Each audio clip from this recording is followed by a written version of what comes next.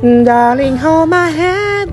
Nothing beats a jet to holiday. Kay Arian nga hapon ay makadto kami sa baybay para manihi kag para may pansuya. Kaya habang pakadto kami, kailangan mo na i-flex-flex yung aming mga palay, aming mga nyog. Kung gusto nyo bibili ng lugit, magsabi lang kayo ha. Andyan Sorry, medyo kalinghot. Hi, kambing. Anong tawag sa kambing na cute? Edi me. At dito na nga kami sa aming dagat kung saan kami ay kukuha ng sihi. Di ba? Napakakalmado at napakaliwalas ng panahon. Grabe talaga. Ganyan yung sa Balogo. Di ba? Ang ganda-ganda. Tapos tambakan ng basura. Ay, sorry na dulas. O nga, patuloy na tayo sa ating paninihi. Tingnan nyo muna ang aming dagat kung gaano kalinis at gaano ka-clear.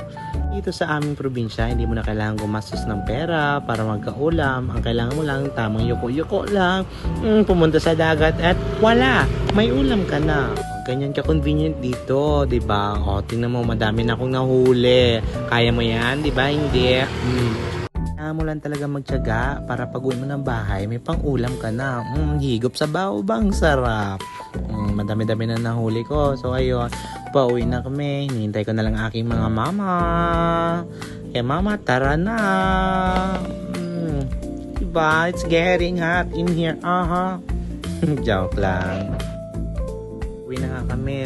Nakita ko yung baka. Ano naman ang tawag sa baka na pangit? Di ikaw. Joke lang.